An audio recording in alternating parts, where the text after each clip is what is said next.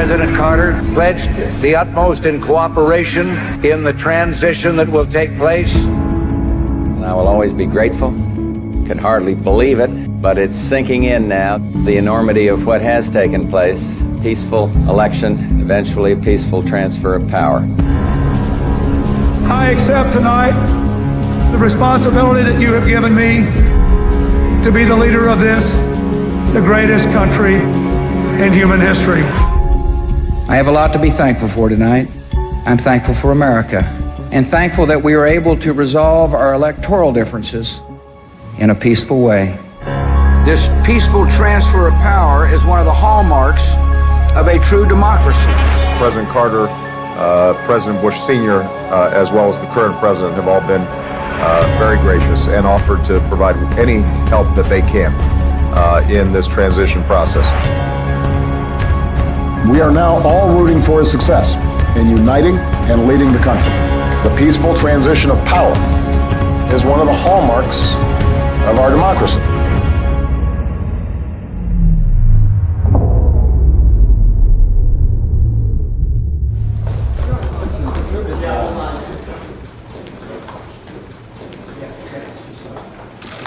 Good afternoon, everyone. I recently confirmed that on numerous occasions, the intelligence community incidentally collected information about U.S. citizens involved in the Trump transition. Details about U.S. persons associated with the incoming administration, details with little or no apparent foreign intelligence value, were widely disseminated in intelligence community reporting. Third, I have confirmed that additional names of Trump transition team members were unmasked. And fourth and finally, I want to be clear, none of this surveillance was related to Russia or the investigation of Russian activities or of the Trump team. The only thing we had wrong is it was worse than we thought. Devin was the first, because he got to see information first. As then chair of the Intelligence Committee, he sensed there was wrongdoing early on. He was a lone voice for a very long time. We would not be where we are without Devin Nunes. They started it right after, the 1st of December 2016. It's becoming clear we have suffered a desecration of our democracy not seen since Watergate. It was right after the election, and I thought, are they really going to go down this road of this Russia issue? This is part of a concerted Russian influence operation. Russian interference. They colluded. They helped. They were in on it. Vladimir Putin was the person who authorized the interference in our election. What Russia did was no different than what they do all the time. It was totally expected. Right after the election, a couple weeks, then I realized, wow, they're just really starting to foment this, and we really almost thought it was a joke, like those of us on the Republicans on the committee, really, you're not going to accept that you lost this election? We're really going to go into this? My hope is that the president-elect is going to similarly be concerned with making sure that we don't have potential foreign influence in our election process. And then Obama and Brennan made it real by creating what I call Obama's dossier, which was this intelligence community assessment, which was the fastest any government agency's ever done a report. And of course, they took just a few weeks and they said, oh yeah, the Russians were trying to help Trump. Obama really was going to stick it to the Russians, and he kicked some people out of the country. 35 Russian diplomats in the U.S. expelled, just 72 hours to leave. Closing 2 Russian government compounds, rec centers allegedly used for spying, shut down as of noon Friday. We used the Ways and Means Committee to hold what is a pretty unusual public hearing for the Intelligence Committee. James Comey comes in, then he asks me to come back to the back room and tells me that he's going to publicly announce they're looking into the Trump campaign. And I was like, wow, does he have new information? Is there something new? I have been authorized by the Department of Justice to confirm that the FBI, as part of our counterintelligence mission, is investigating the Russian government's efforts to interfere in the 2016 presidential election. It blew up into a spectacle. It gave the appearance that this was a real investigation with real information, even though we had yet to see what that real information was. I interviewed a number of extraordinary candidates for this job, all with sterling credentials. But what gave me confidence that this was the right man for the job was in talking to him a sense that this is somebody who knows what's right and what's wrong. The FBI's reputation for integrity is a gift given to every new employee by those who went before. No case, no source, no fear of embarrassment is worth jeopardizing the gift of integrity.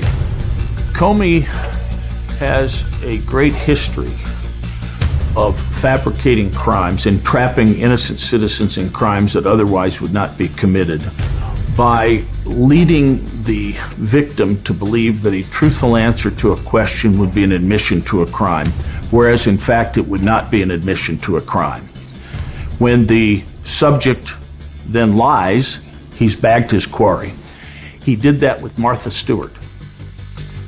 He later did the same thing to Scooter Libby through his special counsel that he appointed, Patrick Fitzgerald. Later on, they did the same thing with George Papadopoulos. He did the same thing with Michael Flynn.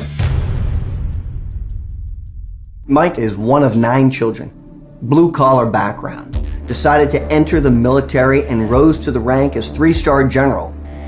A lieutenant general in the Army, a man who put his life on the line for our country on numerous occasions. He was well versed in the secrets of our country. Before he became the director of Defense Intelligence, was made responsible for all intelligence collection in Afghanistan as the theater MI guy. What Mike Flynn did was truly stunning. He revolutionized the way we do intelligence in theater, in the battlefield.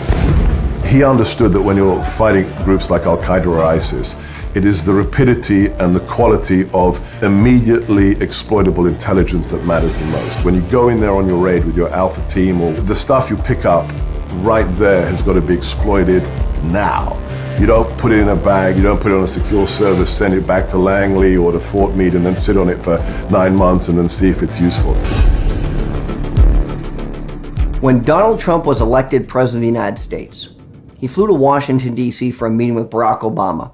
And in that meeting, Barack Obama told him unequivocally, don't let anybody tell you who to hire in your administration. You must surround yourself with your own people, except General Mike Flynn. The president flew back to New York that night, and I remember speaking to him very directly.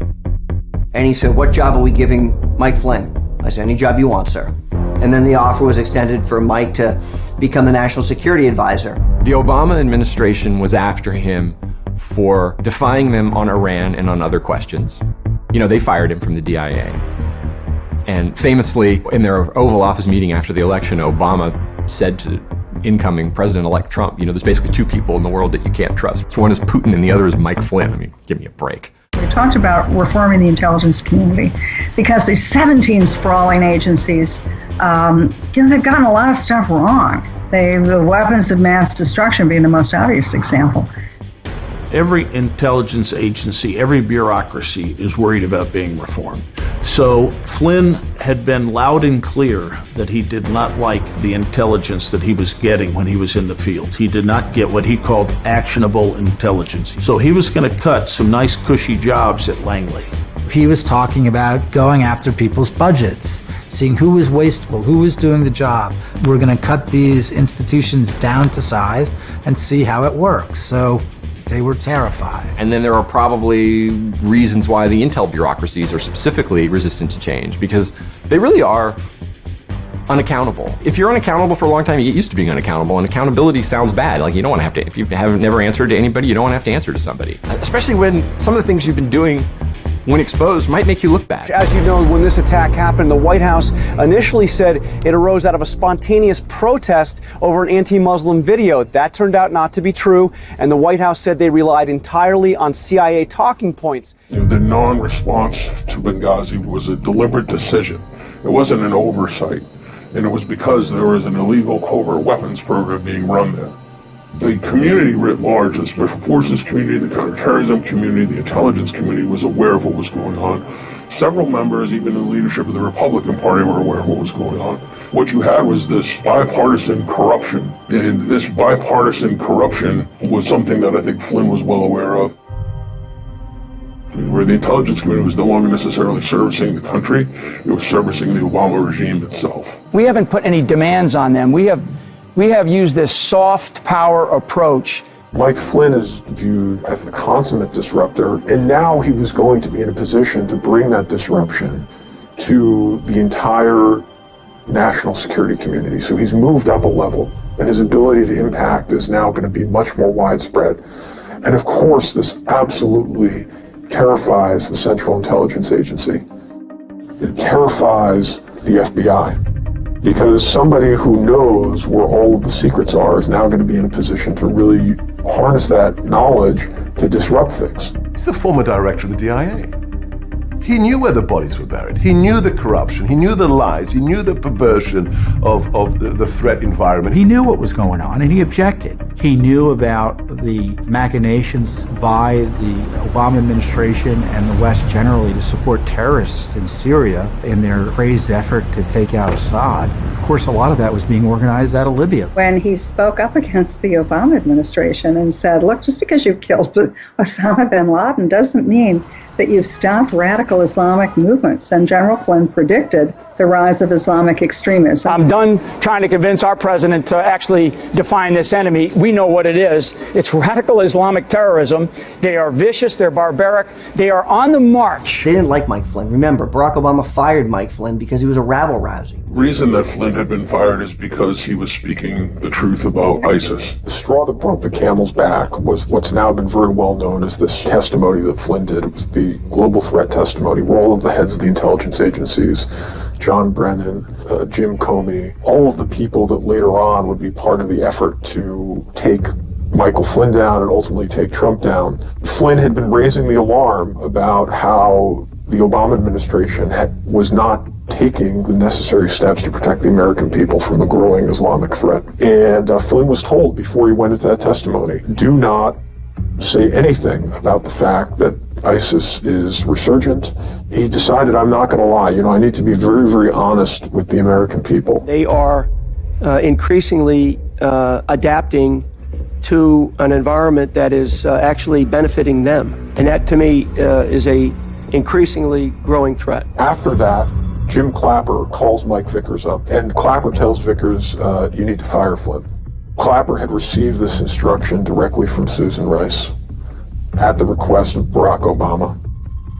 In any event, they tell him, you're going to have to retire early. We need you to leave the Defense Intelligence Agency. Of all the people who came into the White House, Mike Flynn was the most dangerous to the swamp.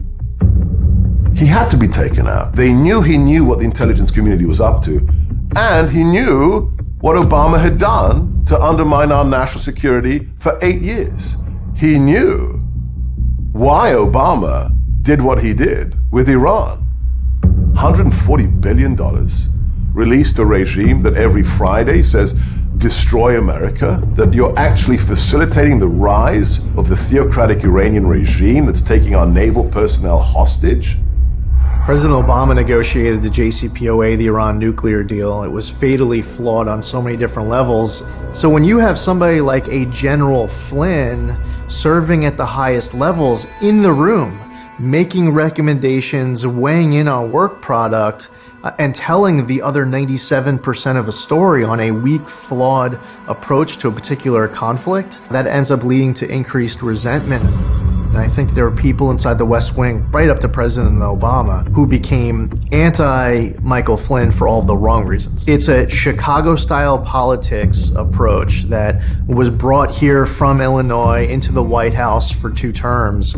And they were trying to kick a few people, burn a few things down before they left office. The Obama administration earlier today allowed the United Nations to pass a resolution condemning Israeli settlements in East Jerusalem and the West Bank as, quote, a flagrant violation of international law. It was a shift in U.S. foreign policy that was contradictory to the will of Congress. It was contradictory to the will of the American people. It made absolutely no sense whatsoever. It was really disgusting to watch it play out the way it was. It was an effort to kind of burn down a relationship before checking out. He expelled 35 diplomats from the United States. It was a silly act. unnecessarily provocative, and it was grandstanding. It was to no purpose. For those who aren't familiar with it, federal government provides resources for the last two candidates to establish transition teams to help their prospective presidential nominee take over government should they win. There's nothing wrong or unusual about an incoming transition team talking to folks in other countries about foreign policy. Obama did it as he should do it. Flynn did what he should do, and he diffused what really was a hot mess. Flynn's calls were intercepted by the U.S. intelligence community. Secret transcripts show Flynn did discuss the sanctions, a potential violation of federal law prohibiting private citizens from engaging in diplomacy. From the very beginning, this conversation that General Flynn had with the Russian ambassador was about a UN resolution that was coming up. And if you read the transcript, General Flynn had a perfect phone call.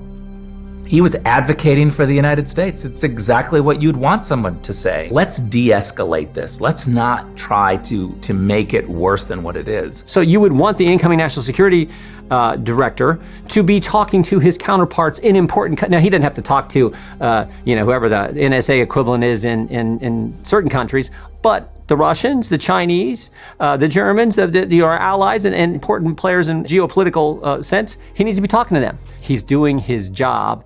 And of course, the intelligence agencies are listening to Kislyak conversation. That's kind of what they do.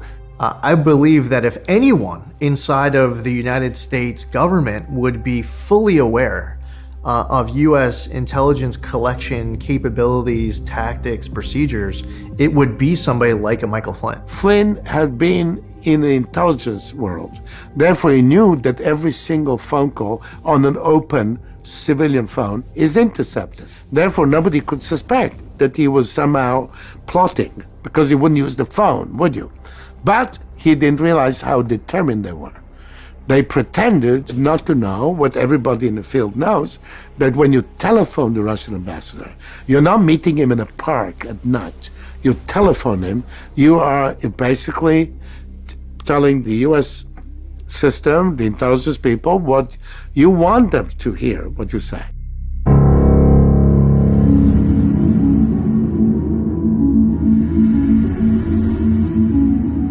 Rather than say, okay, there's a new president and let's just hand the files over and do a peaceful transition, they really wanted to mess with the incoming president at a time when he was the most vulnerable, which was right after the election and his team was preparing. And so this culminated with attacks on General Flynn. When General Flynn was doing exactly what Susan Rice and Samantha Power admitted in House testimony that they were doing in their transition, if you read the transcript, Susan Rice admits this is what she did. Of course she had a transition period. Of course they talked to other countries. If you weren't talking to other countries, you weren't doing your job. You were preparing to take over the national security apparatus of the greatest country in the world. Tensions get unnecessarily high with a nuclear-armed superpower. You don't necessarily know where things are going to go. So it's probably for the best to try to keep things on a low boil. In 2015, Putin had said some complimentary things about then-candidate Donald Trump. After Vladimir Putin praised Donald Trump as, quote, undoubtedly a bright and talented person. When people call you brilliant, it's always good, especially when the person heads up Russia. Candidate Donald Trump responded with saying nice things about him. He has a total, absolute understanding of who Putin is. He knows he's a killer. He knows he's an amoral man. He's somebody we have to deal with.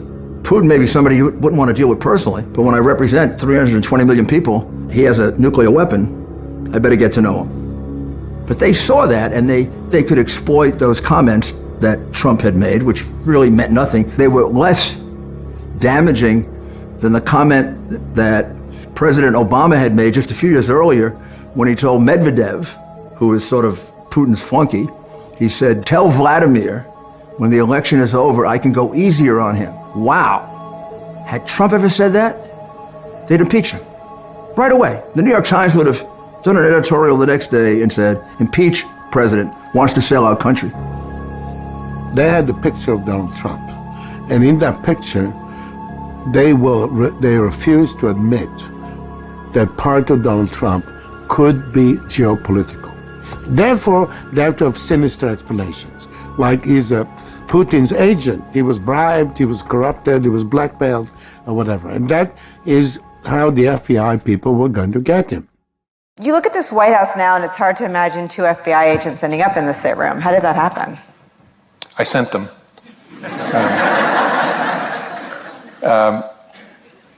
Something I probably wouldn't have done or maybe gotten away with in a more organized investigation, a more organized administration, in the George W. Bush administration, for example, or the Obama administration. And in both of those administrations, there was process. And so if the FBI wanted to send agents into the White House itself to interview a senior official, you would work through the White House counsel, and there'd be discussions and approvals and who would be there. And I thought it's early enough, let's just send a couple guys over. James Comey and his band of thugs at the FBI, under his leadership, McCabe, Strzok, Page. Comey bragged of this. Oh, I pulled that off. I basically played a trick and got away with it. If it had been a more experienced administration, I wouldn't have gotten away with it. And the audience was, isn't it? How funny to set up an innocent man. James Comey knew the protocol from the FBI was to call over the White House counsel and request a meeting with the National Security Advisor or any other senior staff. Mike Flynn sat down with those two FBI agents. They were then supposed to write what are called 302s. A 302 is an FBI report of an interview. They interviewed General Flynn just 2 days into his new term as National Security Advisor for the newly inaugurated president. And they did it in what was a complete ambush. The day that Mike Flynn had the interview with Pete Strzok and Joe Pientka, several members of the national security staff, including the intelligence programs office, were on Mike Flynn's calendar for a briefing. Ezra was part of that team that was going to be briefing Mike Flynn on that day.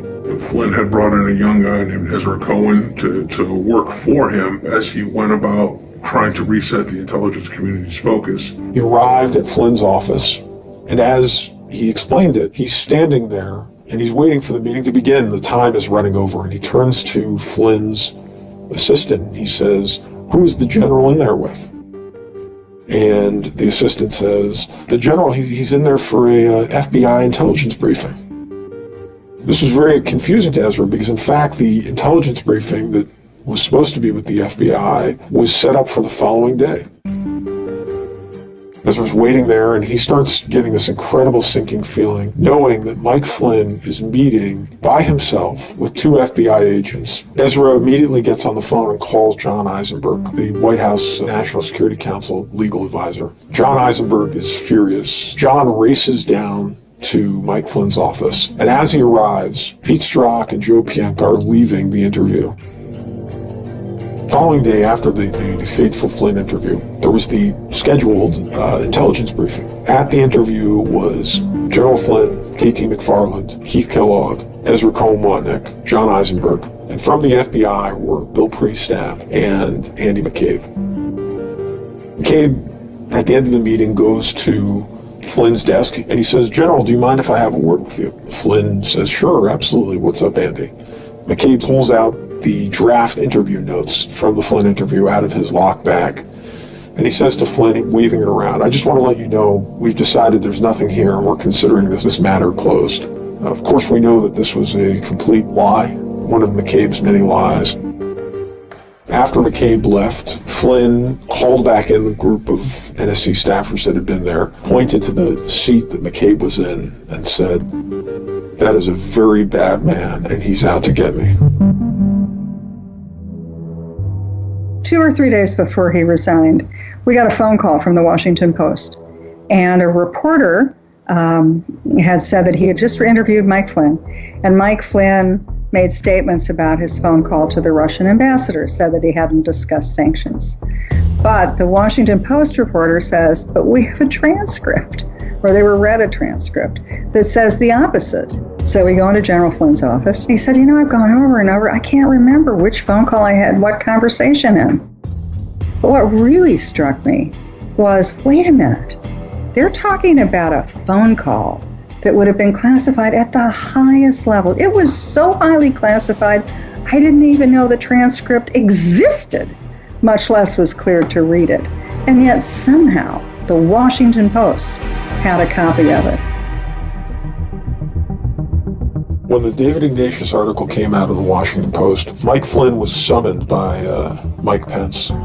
He gave us this indication that something wasn't right, and what he was referring to was the fact that Pence had bought into this assault from David Ignatius. That story then broke. Let me put it this way. It had an external effect and an internal effect. And the internal effect was a lot of people were upset about it. It was basically the chief of staff and other very, very senior advisors were having these conversations. And they continued through the weekend. So Flynn is really coming under an enormous amount of pressure from the vice president to explain his call from Kislyak. It seemed very unusual that the vice president would be taking this level of interest in this. We now know that it was because he had come under the influence of his chief of staff, who of course was compromised by Comey's inner circle. They're constantly making Lieutenant General Flynn radioactive, to the point where I'm sure the vice president and president are saying to themselves, well, how do we get this calmed down? You know, maybe if we get rid of Flynn, it will calm down. Like I could tell, people were out to get him fired. But I ran around and I started trying to talk to anybody who would listen. I was like, you can't do this. This is dumb. This doesn't deserve this. And also I was trying to appeal to people's self-interest and saying, if you give the president's enemies a scalp like this so early over something so trivial, you're not feeding the beast. The beast doesn't get fat and happy and go to sleep. It brays for more blood. This will not turn this off. This will make everything worse. I can remember at about 6:30 that night, all of us, myself, KT, General Flynn, and the two executive assistants, all in his office, we were urging him to try to see if he could just go and see him. Go to the residence and see the president. And he wouldn't try. He's like, I'm not going to go, and he has to make his own decision, and I'm going to leave it to him, and I will abide by whatever his decision is.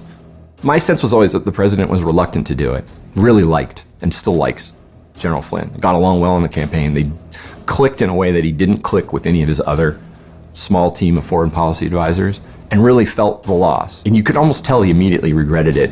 And on Monday, like 8 o'clock at night, I think, was when General Flynn resigned. We begin with a major shakeup inside the Trump White House. National Security Advisor Michael Flynn forced to resign after what the administration is calling an erosion of trust. At issue, Flynn's call with the Russian ambassador on the same day President Obama was imposing new sanctions on Russia because of Russia. Once Flynn was gone, there was nobody to ride herd over what the operation that they had, carried over into the administration was going to do. And so they got basically carte blanche.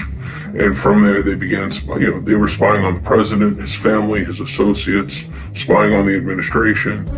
When Flynn left, literally within 2 days of that, Ezra first discovered this enormous number of unmaskings that had been done, over 300 of them. At the end of January in 2017, Ezra Cohen was asked to review a very, very benign policy on how to unmask U.S. persons' names. Ezra asked one of his subordinates to get an example of how the unmaskings had been kept track of at the White House so that they could write this into the policy. When he came back the next day, Ezra came to his office and he found a phone book-sized stack of documents on his desk. And he was told that this stack of documents was the unmasking log from the Obama White House just for the past 6 months. Ezra, after consulting with his staff, decided that the prudent thing to do would be to notify the NSC legal advisor, John Eisenberg. He came back to Ezra several days later in early February 2017 and asked him to retrieve 10 of the reports that had been unmasked by Susan Rice. As the reports came off the printer and they began to look at them in Ezra's office, it immediately became clear that their worst fears were coming true. That the reports, the intelligence that Susan Rice had unmasked, the names that she had unmasked, were the names of Trump campaign officials. And it dawned on them that effectively Susan Rice, in her capacity as Obama's national security advisor, was using her power and authority to surreptitiously spy on and obtain non-public information about the activities of her political rivals in the Trump transition team. Ezra's continuing the mission after Flynn's departure that really broke the dam open. After they briefed the president and the front office, there was probably a week or two where they were just trying to get their heads around what they were even looking at. It was so shocking. And they decided that they would engage with Devin and say, hey, do you know anything about this? What is going on here? Devin Nunes being the one person elected to political office who really stepped up to help kind of peel the onion open, if you will.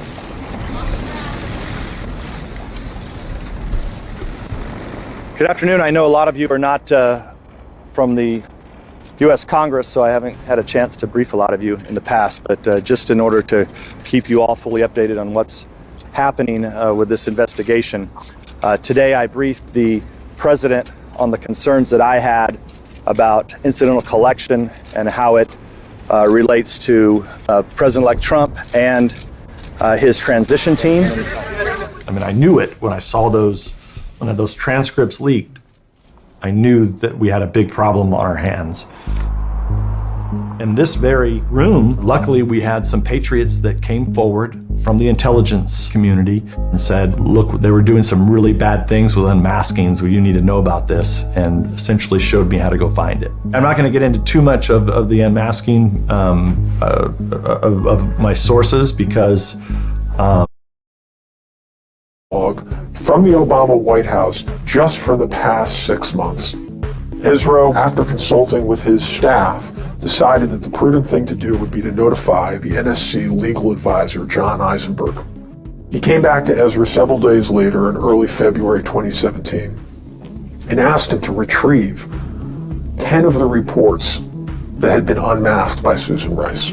As the reports came off the printer and they began to look at them in Ezra's office, it immediately became clear that their worst fears were coming true. That the reports, the intelligence that Susan Rice had unmasked, the names that she had unmasked, were the names of Trump campaign officials. And it dawned on them that effectively Susan Rice, in her capacity as Obama's national security advisor, was using her power and authority to surreptitiously spy on and obtain non-public information about the activities of her political rivals in the Trump transition team.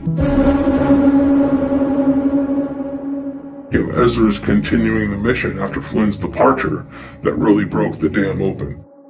After they briefed the president and the front office, there was probably a week or two where they were just trying to get their heads around what they were even looking at. It was so shocking. And they decided that they would engage with Devin and say, hey, do you know anything about this? What is going on here? Devin Nunes being the one person elected to political office who really stepped up to help kind of peel the onion open, if you will.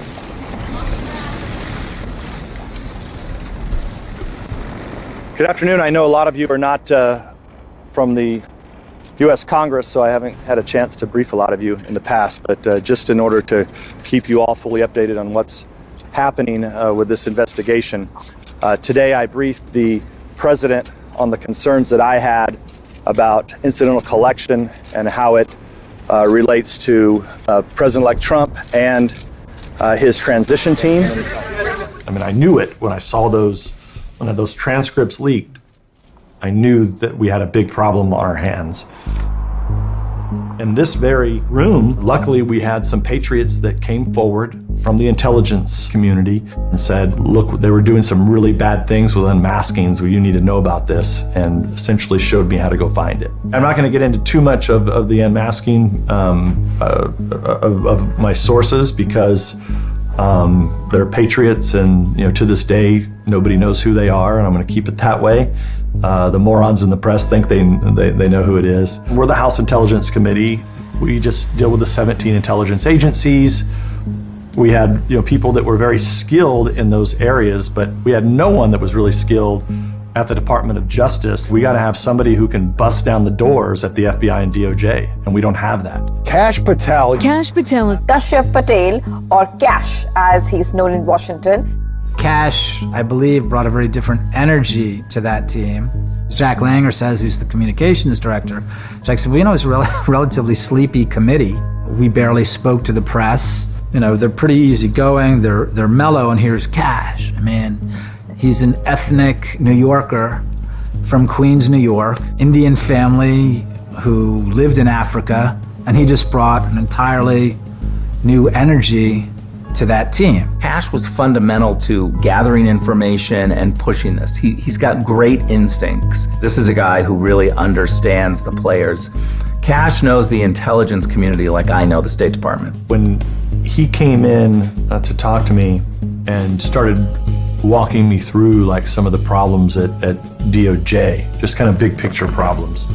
And almost on the spot, I said, do you want a job? I told Devin, I said, yeah, I'll take the job. But I was so upset at the lack of internal accountability at the DOJ and the FBI that I said, we have to, whatever we find, we're putting out. And I said, look, if we find something that's bad, we're putting it out. And he goes, deal. I worked closely with Trey Gowdy, who was on the committee at the time. And when I first met him, it was a memorable experience. He goes, because he had just come off Benghazi, and he said, well, welcome to the Hill Cache. This is where good investigations come to die. So we both started laughing. We honestly thought it would be an investigation that almost no one would talk about. By the time March comes around, we have no intelligence products whatsoever that tie the Trump campaign to Russia. All we have is this dossier that supposedly they're looking into. So the Steele dossier, it would become the central document for the investigation. And I remember reading it, and as I'm driving home, I get on the phone and call my best friend in politics, Mark Meadows, and I'm like, Mark, this stinks. There's something going on. As soon as I heard about the Steele dossier, I downloaded a copy and looked at it and laughed. If I saw something like the Steele dossier, immediately I'd put Steele under investigation. I'd say, what the hell are you giving me? This is National Enquirer. When I heard about it in the newspaper, I said, this is ridiculous that they would premise an intelligence investigation on what is clearly a piece of garbage. Everybody in this town, in the swamp, had that dossier, pretty much. All the left-wing reporters and many high-level reporters at the highest media outlets were all shopped this dossier. In fact, they started, producing fake news stories based off that dossier. A big part of that New York Times interview they did with Trump focused on what's called the dossier. Do you think that the original P-tape dossier will prove to be true? Well, we know what he's talking about. He's talking about Christopher Steele's dossier. So when we went in to be briefed, it's called the Gang of Eight briefing, around the first part of January of 2017. They came to present this intelligence community assessment, and at the end, they start talking about this information, about this dossier information. Very clearly, I asked, where did this come from? These are pretty serious accusations about anybody, right? P-tapes and prostitution and Moscow hotel rooms. I mean, gosh. And why haven't we seen this? Right? Why haven't we? Somebody should have had this. That was essentially the first time they lied and misled us. So the Steele dossier was out for a couple months, and I had read it a little bit, but I didn't focus on it because I didn't realize I was going to come to work and do this investigation. So I was like, all right, whatever. It's just another piece of the Russia banana show. And I looked at it and I was like, there's just no way this thing's accurate. And Devin was like, well, how do we figure that out? And I said, easy. Let's take a couple of quick things that we can readily prove to be accurate just using public sources. Did person X travel to Prague on a certain date? Great, let's go get the airline records. This isn't hard. Easy. It's an international trip. He was either there or not. And if he wasn't there, where was he? Because if he was in, say, Montana, we'd go find the people that said he was in Montana, or a credit card statement or a hotel statement. Then for some of the more outrageous and salacious components of it, the name of the hotel that Steele alleged that President Trump had misbehaved There's no such room in that hotel in Russia, in Moscow. But the author of the document, we had found out, was an FBI source. So I said, okay, if he's an FBI source, I said, Devin, he's getting paid. We had to dig into his background a little bit just to verify for ourselves. Yeah, he's a career intelligence officer. He's worked with the United States and other partners around the country, had spent time in Russia. So looks good on paper, but what I found out at the Department of Justice is just because it looks good on paper doesn't mean that person's legit. And, you know, the biggest example of that is James Comey.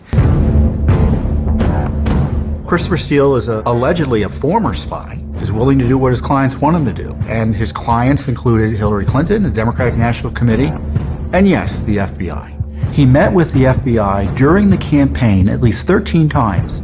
The documents show 11 of those times he was paid money. Which agencies weren't involved in helping either write or push out this dossier? Now we know the State Department, for instance, Jonathan Weiner, a key official in the Kerry State Department, who really has nothing to do with Russia, who looks to me to be, actually he confessed to helping create part of what turned out to be the dossier.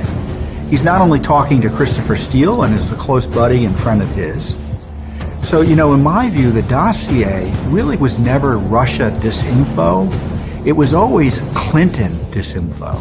And we can't underestimate how involved the State Department was in pushing this dossier lie out. Through our investigative process, we found out that a firm representing Christopher Steele, Fusion GPS, was somehow involved in the matter. Following the money. If we could follow the money, we would ultimately figure out who was paying Fusion GPS. I walked him through the investigation. I said, this is why I think this happened. This source said X. We can prove it if we subpoena the bank. And he's like, you want to subpoena a bank? I said, Devin, give me one subpoena, and if I'm wrong, you can fire me. He gave me the subpoena, and we went after the bank. It wasn't like we served the subpoena and everybody went away. Fusion GPS forced us into federal court into litigation over the subpoena itself. And that was when everybody was like, we're on to something. Fusion GPS is a very, they're very talented at what they do. They're a racketeering outfit. They're essentially, they make things up about people. They spread it to the people in the press. They get them to run the fake news stories. And then even worse, then they find different ways to feed it into the FBI. And all of these things sort of started coming together in a very unusual fashion. I said, Devin, we're following the money, and I'm going to tell you right now that the DNC and Hillary paid for this. It was 9 a.m. on a weekday, and he literally looks at me and he goes, Cash, if you're going to start drinking this morning, get out of my office. It always goes back to the money, and it's the easiest thing to follow because you have to document it in some fashion or you got to move it in some way. We were able to, pursuant to the judge's authority, allow myself and one other colleague to visit banks' attorneys and review in closed session the records. And we were not allowed to disclose it to anybody what we reviewed. And then finally, on the eve of the ruling of the court, Fusion disclosed that Christopher Steele had been paid by the DNC themselves.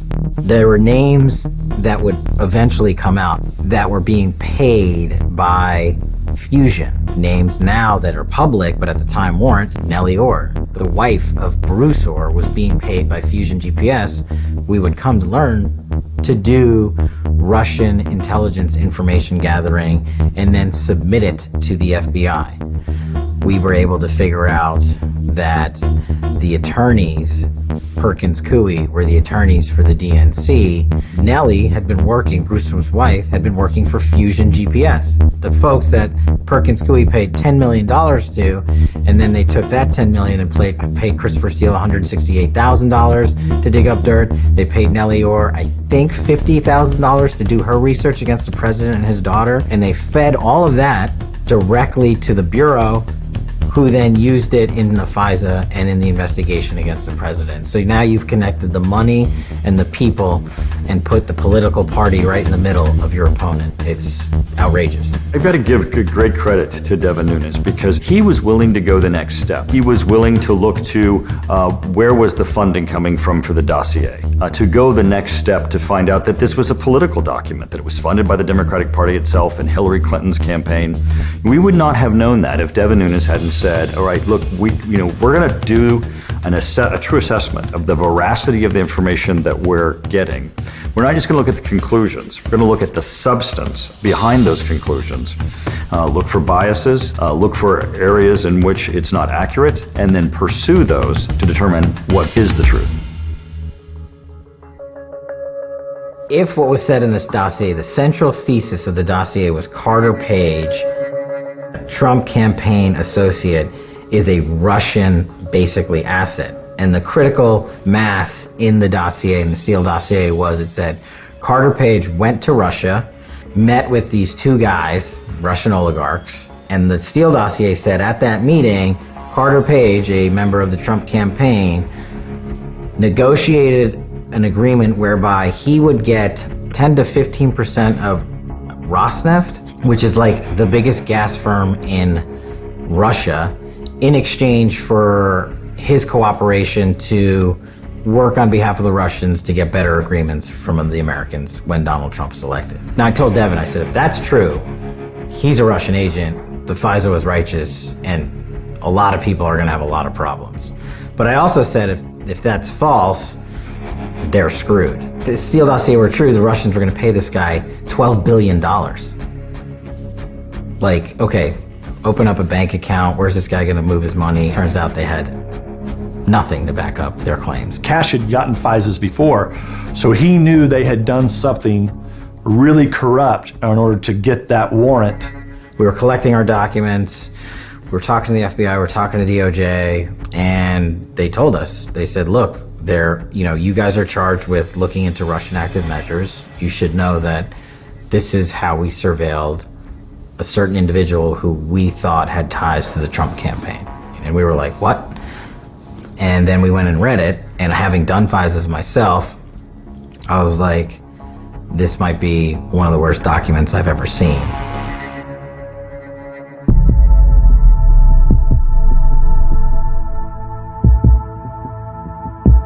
The FISA warrant process has to be followed carefully, and it matters because the warrants are issued ex parte. Here's what I mean. Imagine you're being sued, and you don't know you're being sued, and you can't have a lawyer to defend you in court, and then you found out you just lost a lawsuit. There's not an American who would say that's the most unfair process I've ever heard in my life, and he would say that's the FISA court process. You're being essentially sued in court, and you're not allowed to have a lawyer, and you're not allowed to even know that you're being sued. You're not allowed to look at any of the information being used against you, and you just lost, because now they have a FISA warrant and they can just do whatever they want. That goes against everyone's fundamental sense of fairness as a person. Now, the reason, of course, you don't tell the person you're about to spy on them is because you think they're a terrorist, and if you tell them we're spying on you, obviously they'll change. The compromise or the deal with the devil was supposed to be that in exchange for not giving the person the due process rights that go back to the Magna Carta, that just go back to your holy book of choice, the idea that if you're accused, you're allowed to face your accusers. You have this in every major religious tradition. The deal with the devil, though, is that everything will be meticulously audited, it'll be reviewed, everything will be truthful, everything will be bulletproof. That procedure, of course, wasn't followed. We now know the dossier was used in the FISA. So we had shredded the credibility of the dossier. And then once we found out it was in the FISA, we couldn't tell anyone yet. Once those two merged, I said, Devin, this is insane that this document was used to go up on a surveillance warrant of an American citizen. The second part of that FISA is even worse, and that is that they ran spies even before they got a FISA warrant into the Trump campaign. Governments paid United States taxpayers paying for spies to spy on a political campaign, before you even get a FISA warrant. And then not only that, it's exculpatory evidence that they don't even tell the court about. Was the first time they applied for the application to spy on Americans. The FISA court judge said it sounds like you want to spy on political operatives. And the application was denied. They knew Christopher Steele was leaking to the State Department and news media because they had the State Department's documents. That's derogatory information. They didn't tell the court that. They knew that Carter Page was an asset for the CIA, not a stooge for the Russians. They didn't tell the court that. They knew that George Papadopoulos and Carter Page had made statements of innocence, not knowing they were being recorded by the undercover informant Stefan Halper. They don't tell the court that, even though it's in the book, it's in the manual, the FBI manual. It's what you got to do. So now they've begun this giant web. And if Carter Page or George Papadopoulos had contacted me, Stephen Bannon, Kellyanne Conway, or anybody else within the campaign, it's very likely that all of those people were also being listened to. That unmasking also occurred on literally the day Donald Trump was sworn in as the 45th president of the United States, and they unmasked the Trump children, who clearly they were also listening to. I knew that I was unmasked, that we were targeted. It was sort of assumed that we were targeted. I always say, hey, listen, I don't think it would be any stretch of the imagination to say that I, the son of the President of the United States, duly elected, but as a civilian, as a citizen, as someone who worked on a campaign, was the number 2 target of the greatest hoax ever perpetrated on the American people. So I'm Generation X, and some kind of significant meme that surfaced before we called them memes was 6 Degrees of Kevin Bacon. This is pre-social media. The idea would be, how many connections would it take you to get to a world-famous celebrity? Well, the reason I bring up 6 Degrees of Kevin Bacon is because to spy on the Trump campaign, the FBI used the 3-jump rule. In these FISA warrants, when you surveil one party, you have what is known as a 2-jump rule. You not only get to spy on Carter Page, but you get 2 jumps, or as the Obama administration would have it, 3 jumps from Carter Page, the surveilled person. You don't even need 3 jumps. 2 jumps get you everywhere you want to be within the campaign, as long as you have like a network node. Having wiretapped Carter Page, you can now wiretap Steve Bannon. Corey Lewandowski then talks to Trump. You've got a 3rd jump, so now you're wiretapping everyone. So that's what they were trying to do, figuring if they could get into the Trump campaign, somewhere there would be a crime. January 17, the dossier comes out. March, April, we start our investigation. Summertime, we're cranking on document production and collating a list of witnesses we're going to interview. Fall, hit the home run with the Fusion clowns and figure out who paid for the dossier. So now we're in September, October, going into the holidays, and we had finally also at this time started interviewing witnesses. And in December, we got Andy McCabe. When we asked Andy McCabe, could you have gotten the FISA application against Carter Page without the Steele dossier? And he said no. And I think we ended up doing 65 interviews. We hit everybody, former attorneys generals, Loretta Lynch, Sally Yates, Andy McCabe, James Comey. The central thesis was the Trump campaign colluded with the Russian government to hijack the election. Okay, let's find out. So we came up with the 3C questions we were going to ask every single witness. Do you have any evidence or information that the Trump campaign colluded, conspired, or coordinated with any member of the Russian government, with any member of the Trump campaign or Trump presidency? And all 65 witnesses under oath said no to every question.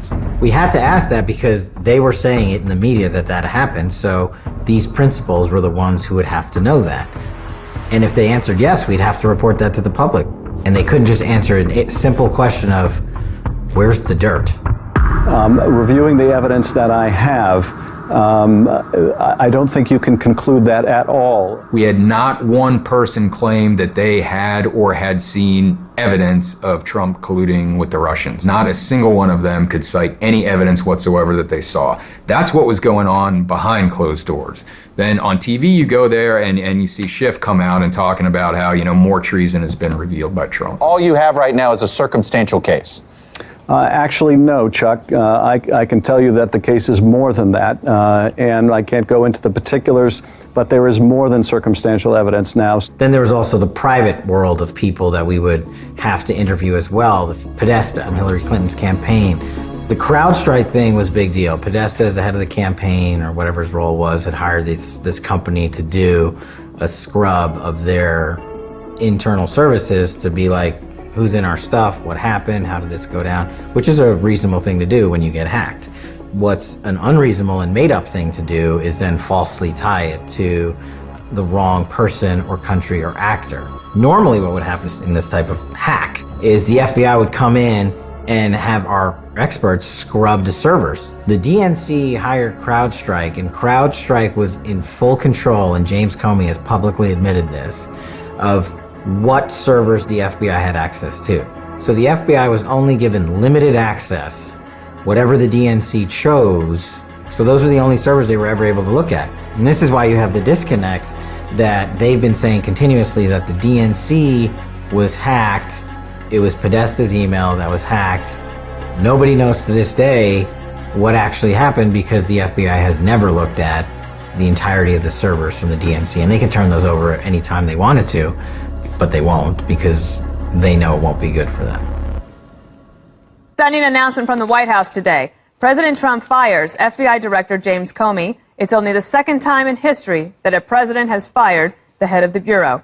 I think the insurance policy morphed over time. I think initially the insurance policy was, we're going to do this investigation, we're going to get after the president, we're going to spy on his campaign. They did all that. Donald Trump and the American people surprised all of them, and President Trump wins. When he wins, the insurance policy becomes, wow, we got to make sure they don't find out what we did. And who better to find that out? Michael Flynn. So they go after Michael Flynn. Once they get him gone, they think they're fine until Jim Comey gets fired, because Jim Comey was traveling into the next administration too. When he gets fired, then the insurance policy morphs again, and it becomes, Shazam, we got to do something now. We've lost Comey, we've lost our man. So what does Comey do? Leaks his memos to get a special counsel appointed, and who better than his best pal, Bob Mueller, to run it for 2 years. That's how the insurance policy morphed over time. Robert Mueller, it was mid-May, I think, wants his old job back. He's out to pasture. Clearly he's losing his cognitive capacity, but he thinks, or his buddies think, that he can come back to direct the FBI like he did before. And why is that important? Because if Mueller, who's good buddies with Comey, with Weissman, with all of these Trump-hating, anti-American, Democrat cabal operatives, if they can get Bob, their buddy, back at the Hoover Building, he can just shred it all. He can make all the evidence disappear. Operation Crossfire Hurricane against Mike Flynn, everything else will just be deep-sixed. So Mueller is escorted to the White House by Rod Rosenstein, his friend. Rod Rosenstein, arch deep state swamp creature, is in fact running Donald Trump's Department of Justice, because Jeff's just removed himself. President meets with Robert Mueller out of professional courtesy, realizes within minutes, sorry, you can't even string a coherent sentence. You don't represent making America great again. Your old school establishment, you're past your sell-by date. Thank you very much. No thanks. Less than 24 hours later, the guy who's really running the DOJ, Rod Rosenstein, makes his friend, Robert Mueller, the most powerful man in the world. He makes him special counsel, special prosecutor, who has the power to bring down the president. Mueller should never have taken the job. He was compromised, he was conflicted, and it was the appointment arose, it flowed from an illegal act by his friend James Comey, the release of those files. It was part of a coup. And when he came on board, he could have known and should have known that there was nothing to investigate. And he should have shut it down. Instead, he harassed the president for years. And then they have this extraordinary raid on Manafort's home where they go in and start taking pictures of his suits to prove that he was buying expensive suits and outside his regular income. It's completely absurd. They're investigating Russia, and they nail Manafort on mortgage fraud and having expensive suits. They know that there's nothing there. Comey and McCabe know that they have done bad things. And the special counsel's investigation now is a way of trying to cover their tracks. And they've got their buddies in there, and they're trying their best to cover for them. And hopefully they will get one wrong thing so that they can make a splash and all of their crimes will be forgotten. We were pretty careful because we didn't want to step over any lines, and it ends up the corruption is just far worse than even we could have imagined, and we imagined it was pretty bad. When the Nunes memo came out, we thought the whole thing's over. This blows up. It's the end of Mueller. It's the end of the investigation, and the investigators need to be investigated. Before it was published, they were all saying that Nunes is reckless. This is extremely damaging to national security. The FBI, the DOJ is going to suffer all kinds of negative consequences. Informants are going to be outed. Everybody's going to die. Nunes is killing everybody is the best way I can sum up the narrative that they had going for him back then. Then once the thing actually came out, it was clear that, look, man, there's no national security threats in people finding out that they used the Steele dossier to get a warrant to spy on Carter Page. So then at that point, the narrative shift to it was a nothing burger. There was nothing in this, all the hoopla over this, okay, so they used these unconfirmed allegations to spy on an American citizen. What's the big deal? Carter Page is a weird guy anyway, and, so I'm sure he deserved it. What's the big deal? We had information in there revealing that Comey and McCabe had testified to us that the FBI agents who interviewed Michael Flynn did not think he was lying. We had that in our report, and it was redacted.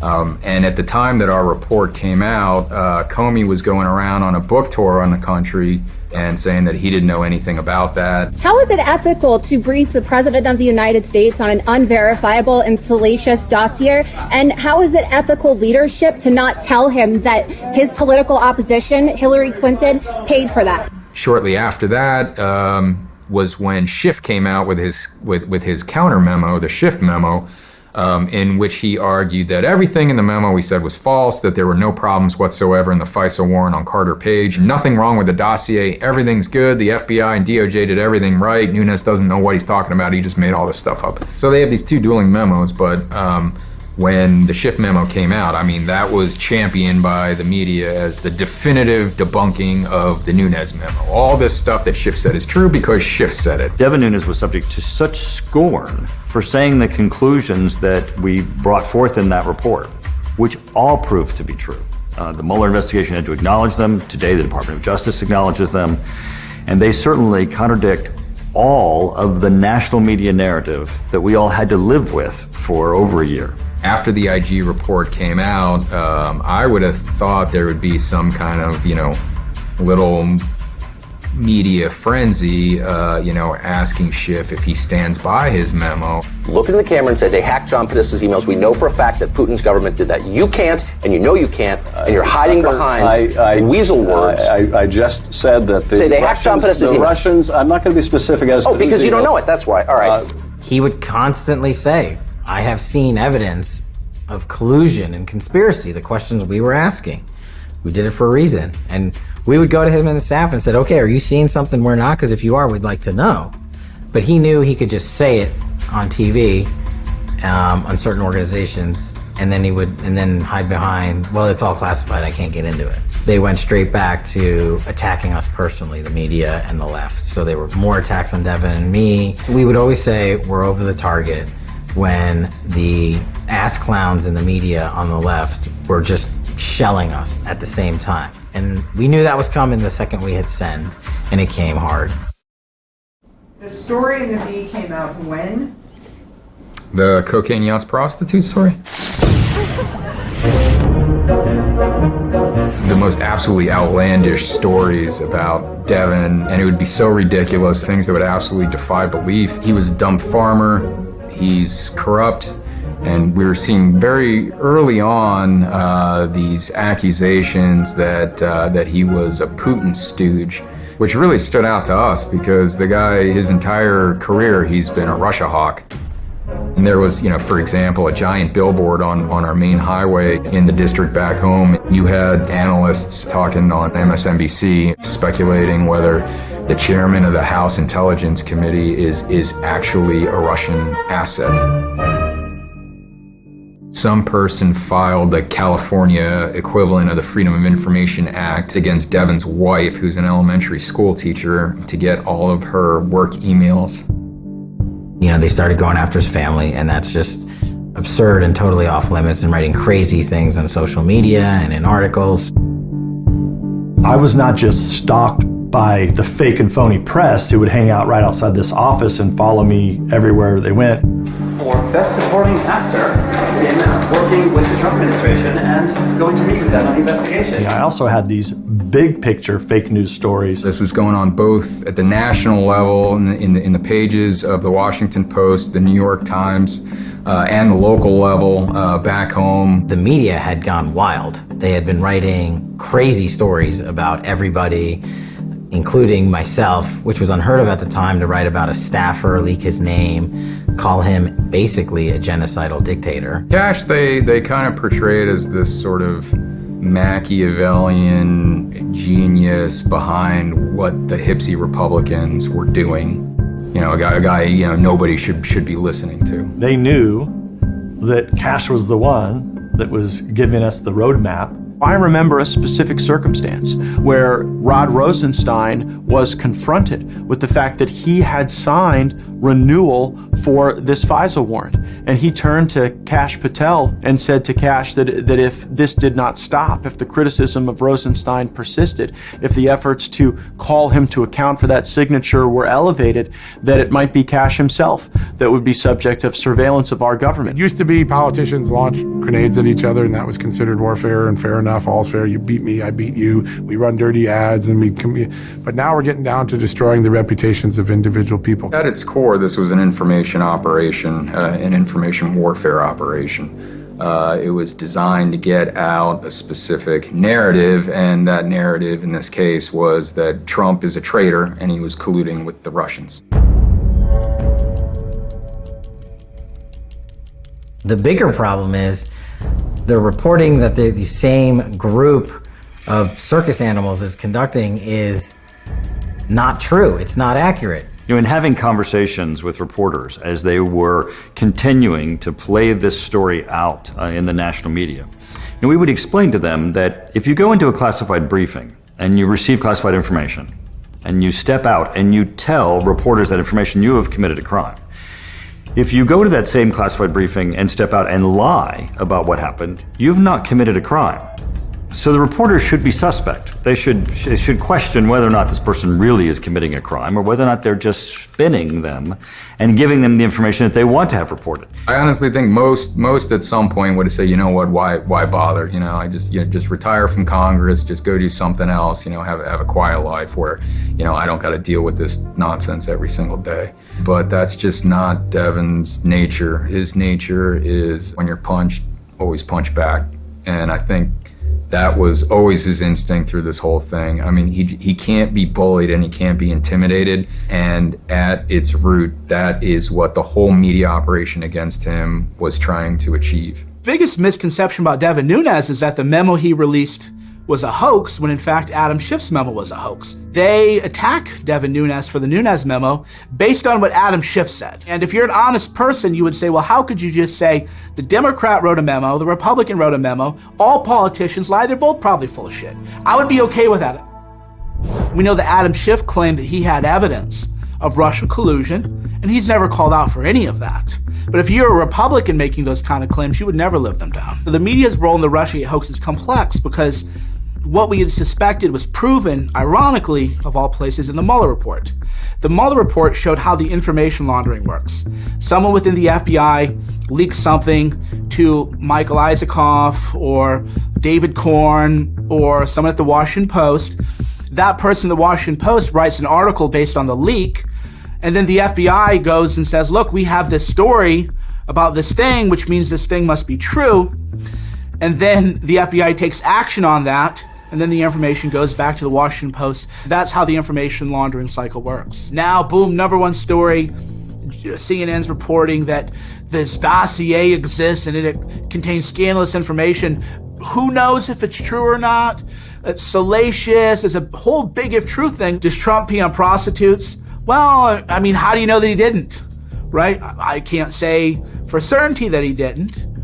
Oh, so now people are like, oh, Trump peed on prostitutes. I can't believe this. It was all, of course, a big hoax. But that's how you launder that information, and you get a document that is based on fabrications into the news cycle. For me, going into House Intelligence Committee, it's supposed to be sort of a closed-door meeting. I'm there voluntarily cooperating, trying to help. I believe I was in there for 9 hours straight. And I got done, it was about 7:30 at night. I walk out the building, I finally get my phone back, open up Twitter, and I'm looking, 11:30. Don Jr. said this. It's supposed to be, behind closed doors, and literally at every bathroom break, someone's leaking to CNN what's going on in the room. Like, why would anyone voluntarily go in there and try to work with them to get answers, knowing that they have no intention of trying to deal in good faith? We're entering into a new era of information warfare. But the information warfare that most scares me is the very tactics that our Defense Intelligence Agency, our CIA, our NSA have used for years to create misinformation and propaganda, the ability to create false reality on social media, in news organizations. They've now been turned inward on the American people.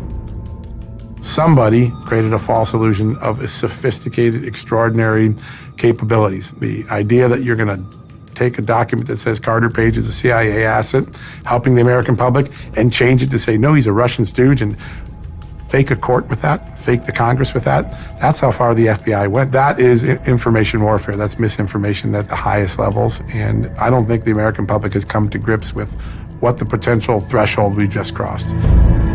It's illegal to possess these stolen documents. It's different for the media. So everything you learn about this, you're learning from us. When CNN says on air, you, the public, are not allowed to look at these, that's what we're here to do. At some point, you've got to say, wow, you got some big balls to stand up on national television and tell the entire world, don't read this, I'll read it to you. I have personal friends who are reporters or who are in like neoconservative or neoliberal fields who genuinely still believe this stuff. They still believe it because their jobs, their livelihoods, their histories, their backgrounds, their resumes depend on them believing it. A lot of this will come down to the supposed fact checkers and editors in newsrooms whose names none of us know off the top of our heads. What role did they play in all of this? Isn't their job to send the bad copy back to Chris Cillizza and say, we can't really put this up on the CNN website? Well, why not? Well, firstly, it's not news. It's your opinion. And secondly, it's a mental opinion. It doesn't bear anything close to reality. What are you doing? Please don't send me anything like this again. Police your own industry. There should be real journalists that stand up and say, this is a phony reporter. This is an advocate. Don't listen to this person. All those who perpetrated this false story have sat in a bunker and refused to acknowledge their wrongdoing, refused to do what they ethically, morally should have done, which is say, we got it wrong and we're sorry and we'll be better at it next time. And instead, we just moved on to another false scandal and created Ukraine. And we'll probably create another false scandal after that. Half the time when CNN has, bombshell news, it was about me. And it was a lie. These same people, right, that told Congress, no, we didn't see anything. They literally testified under oath the exact opposite, but there's no consequence. We will go on TV day in and day out and lie to the American people to their face, and nothing's going to happen to us. I want to fire Robert Mueller. Fake news, folks. Fake news. What's your message today? Typical New York Times fake stories. Mr. Trump. Go back to 2016. Trump is Hitler. Trump is Hitler. Trump is Hitler. Trump is evil. Trump represents fascism. Trump represents the rise of the new Reich or something. This was their narrative. And this wasn't something that was just put out on the internet or shouted by the Michael Moores and the Code Pinks of the world. This was high-level CNN, Washington Post, social justice crusader narratives and language that was used in the highest levels of America's media institutions. New York's Daily News ran this front page earlier this week. Trump is Hitler. And so then when Trump wins in a massive upset, suddenly they have a big problem, because how in their walled garden can they explain that a guy that they told all of their people was the second coming of Hitler, how could 62 million Americans vote for Hitler, right? And so they have a big problem there. How do you explain that away? Are 62 million Americans Nazis, right? No, that doesn't make any sense. Like that's a bridge too far. Then they see the Russia collusion narrative sitting right there in front of them and say, why don't we just say that he cheated? So in their movie, Trump cheated with the help of Vladimir Putin, and then that became the reason that America elected the next Adolf Hitler, and that it became useful for so many various interests. Rachel Maddow uses it to gin up her ratings, right? Because she says, we're going to get him, we're going to catch him, we're going to uncover this. Well, unfortunately, until this is released, I can't comment on the underlying documents, but I can say among the changes that I thought were notable, instead of some, smoking gun that was always promised, it's classified, you can't see it, right? That was the game they played until Rick Grenell blew that one up. Maybe these guys just actually believe that collusion is real and they're operating in good faith. In reality, that wasn't the goal. The goal was never to prove collusion. The goal was always indictments, convictions, and then impeachment. And that was the goal from the very start of all of it.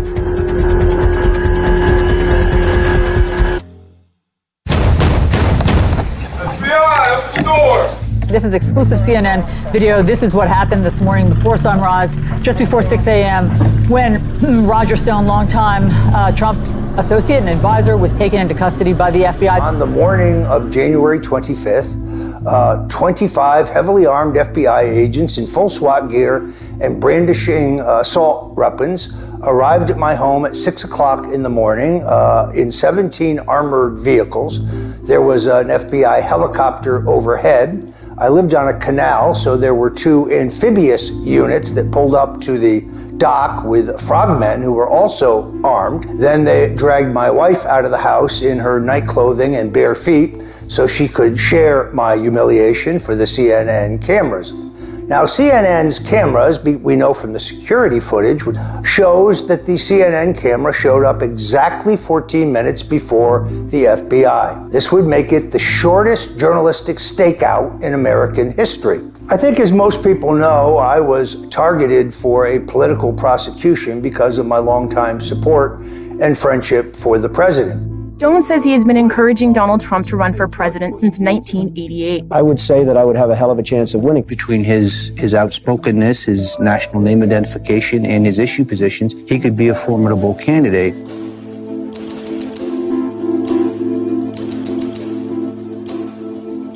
The indictment against me came up with nothing. They pasted together a very flimsy indictment for lying to Congress, even though the misstatements I made when I went voluntarily to the House Intelligence Committee were immaterial. They hid no underlying crimes. It was a Soviet-style show trial.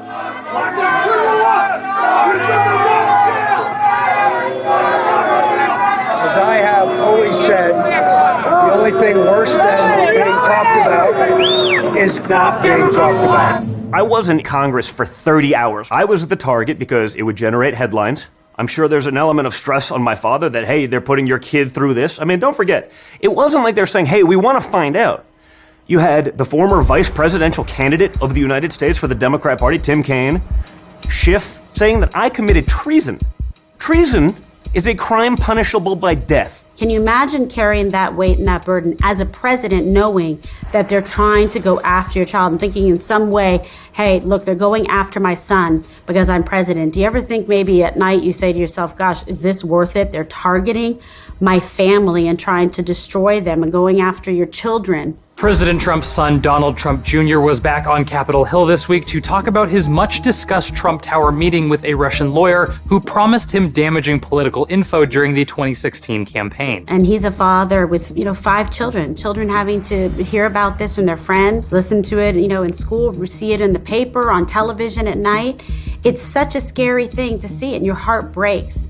When they tell you they want to put you in prison for life or treason punishable by death. Can you imagine when you hear this or you see this about, your father? My biggest regret of the last 4 years was not being more vocal about what they did to General Flynn. I just said, man, there must be something here if this many people that run these institutions, I still had faith as an American in these institutions. And it was the most misguided faith I've ever had in anything in my life. Former National Security Advisor Michael Flynn thought he would walk out of court free after a sentencing hearing yesterday.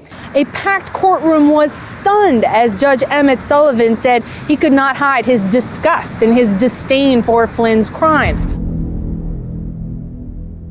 At first, I thought he was trying to do everything he could to get General Flynn to scream out, "I'm not guilty." He threw out the word treason, and he said you arguably sold out your country while you were in the White House. I mean, it was just a breathtaking, excoriating dialogue. I was stunned, and he even paused after his tirade for an hour while the media runs wild internationally with calls of General Flynn having committed treason. The pressure on a criminal defendant, particularly in a federal case, is beyond anybody's capacity to comprehend unless you've been there. They threatened to indict Michael Flynn, the son, if General Flynn did not immediately enter a guilty plea. Young Michael Flynn had just had a baby. He had a 4-month-old little boy. He had done nothing wrong. He had been forced to sell his house to pay legal fees. They threatened to indict him just around Thanksgiving and to indict Michael too. They just wanted to stop the pain for the whole family. They were just broken in many ways and saw no other way out. He should have never taken Flynn's guilty plea. They knew he was not an agent of Russia. They knew there was no collusion between General Flynn and anybody with Russia. We learned that they inserted into the 302 statements that he never made, things they never asked him about, to create the purported false statements. I've seen the FBI manipulate 302s before. They had done the major changes the night of February 10 after they had shown the purported transcripts of the calls with Kislyak to Vice President Pence. And then they went back that night and made changes. It was done and altered until it was approved by Andrew McCabe.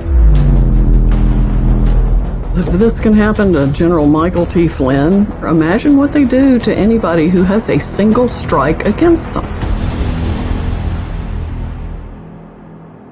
There's so much happening in this country right now that boggles the imagination, and you're at the very center of it. If one person needs to apologize to the American people for propelling this false narrative for 30-something years, it would be Adam Schiff. Adam Schiff is the modern day Joe McCarthy. He would come out of an intelligence briefing who would say, nothing there, and he'd go, collusion. You just got to be willing to see it. The willingness to see it is exactly what misinformation and propaganda is. If the facts aren't there and you still see it, you're delusional. Transparency is not political, and information is power. And when individuals like the Gang of Eight are the only ones to have the information, then they go on TV and they get to say, I can't tell you, but you have to trust me. That trust has been broken because they lied to us. The best way to clean this whole mess up is with some indictments. That's what people felt during Watergate. That's what we all should feel now if we have any sense of keeping our integrity as a country. You know, I don't know why criminals engage in criminal behavior. I mean, we can all talk about that till we're blue in the face. The fact is they engage in seditious behavior, and they ought to be prosecuted about it. I don't know who should go to jail. I just want a regular, serious investigation. Heck, I just want someone to be questioned, let alone prosecuted. Why do you think that is? Because they don't want to do anything. They don't want to do anything. You're asking the Justice Department to investigate themselves. They're not going to do it. Does anyone really believe that FBI lawyer changed that document all on his own? Somebody had to give him that instruction. We know somebody gave the instruction to the FBI agent not to close down Mike Flynn's case when the law said you should close it down. Now we have a dual justice system. There's a Department of Justice for everyday Americans who get punished, and there's a Department of Just Us. The thing that they were investigating the Trump campaign for, colluding with the Russians, is what they themselves were doing. Not just the Democratic Party and their operatives, but also the FBI. The Inspector General report on the FISA abuse and the Russia investigation was about the most damning IG report in the history of the United States. And it showed everything we had done and said was true. There isn't any information, because if there actually was, we would have heard about it by now. And the reason there isn't any information or evidence to suggest the Trump campaign coordinated or conspired or colluded with the Russian government is because they did not. These guys have perpetrated the greatest crime against the American people ever seen. It was a coup d'etat. It was the attempt to take over a duly elected president for their own personal gain. They made an attempt to overthrow the outcome of a presidential election. That was an American coup. You can't do with the coup d'etat that takes place in Africa or Latin America, where you seize the building of the presidency and you say, I'm the president. Some officials in the political police, the secret police, they are the ones who control the security machinery, and they say, my God, we have discovered that the president is a foreign agent, so we have to arrest him to save the country. If the people in charge of guarding the state choose to turn against the state is defenseless.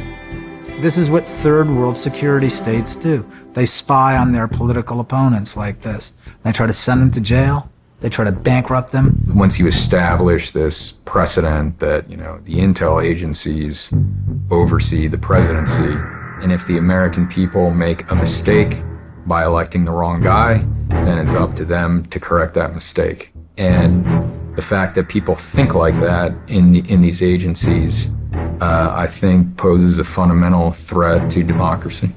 To me, this really is the crime of the century when you think about it. When you think about all these different institutions working in concert, colluding, all working towards one goal, to take out the President of the United States. So I tried to say this was going to be bad and warn people, and I thought I had a good grasp of how bad it was going to be, and I didn't. If you had told me in December or January, as the administration was coming in, Flynn won't last a month because of an op that the deep state is going to run against him, I would have said, come on, it's bad, but it's not that bad. And then it happened. So, just to show you how good my judgment is. I would say that Russiagate has been the most egregious, malevolent abuse of everything that was supposed to have been good about our government. It divided the country in ways that people can't imagine. It's inspired massive violence. It's given people who are bad faith actors a license to do whatever they want because they literally feel like they're fighting Russian spies and Nazis and foreign bad actors. If you are right-wing and you're a reporter or a politician, you will have your reputation destroyed. That's if you're lucky. If you're lucky, you'll only have your reputation smeared. If you end up like some other people, you're going to get framed for crimes. I worry that is the future of American politics. Personal destruction at the candidate level and the party level is one thing. When it starts getting down to everyday lives, how do you get your reputation back after that? The change in tactics now is anyone who dares speak up and meet the enemy risks the possibility that they will have a false reality launched against them to destroy their reputation and to silence them. And I think that can't be what our founding fathers intended when they created this great democracy and this great constitutional republic. The most powerful organs of the state are not merely corrupt, but that they've been weaponized to go after perceived domestic enemies. And that's very scary and bad. It means we don't live in the United States of America as any of us would like to understand it. I don't live in that country anymore. The realization of that is maybe the saddest thing I've ever gone through in my life. It's not just that we're not the United States anymore, it's what is your humanity? What kind of a human being are you if you are essentially a slave? If you are run by intelligence services? if you're run by the press, if these are the people who dominate your public sphere, if these are the people who make decisions about how you live, about how your family lives, about how your friends live, these are the things that you have to contest all the time if you wish to stay a free person and a free people. It's time for people to recognize that they've got to stand up and push back on the media, demand unbiased coverage, out those people who are advocates and not real journalists, and tell your neighbors, tell everybody in your social media circle that we are the greatest country in the world, that we have the greatest system. We may not be perfect, but our system is perfect, and we know how to fix problems if we just follow the rules. If I were writing about the time frame that we lived in and that we're living in now, I would say it wasn't supposed to happen. They weren't supposed to know. You know, had Hillary Clinton won, we wouldn't have known the different crimes and abuses committed by rogue law enforcement officials or dirty cops, rogue intelligence officials as well. That's true, except you needed something else. Had it not been for Congressman Nunes, had he not been willing to do this, and had he not had this particular team with Kash Patel, with Jack Langer, we would not have known what had happened. He stood up to the mob. He didn't go along with the narrative. He thought the narrative that the Trump people had colluded with Russia was wrong, and he stood up and he said so at a time when nobody else was willing to do that. History has already exonerated Devin Nunes in many ways because he stuck to the facts. All right, it was an unpopular storyline, but he was right. Without Nunes, we wouldn't know, we might not know anything about it. I mean, they basically have gotten away with it scot-free, which is sad because the system doesn't work, but at least it's been exposed. And without him, it wouldn't have. Why is moral courage among members of Congress the type of moral courage that Devin Nunes has? Why is that rare? Well, it's rare in Congress because it's rare in the world. It's a rare trait. To go against the mob, Aristotle had called moral courage the chief of all virtues, because if you don't have courage, then you can't be honorable, because sometimes to be honorable and honest, you have to speak out against lies. You have to stand up for the truth. That's exactly right. Every Republican, senator, and member of Congress should be saying, this is over. We want every damn bit of evidence that every intelligence agency has, or it's maybe time to shut those agencies down.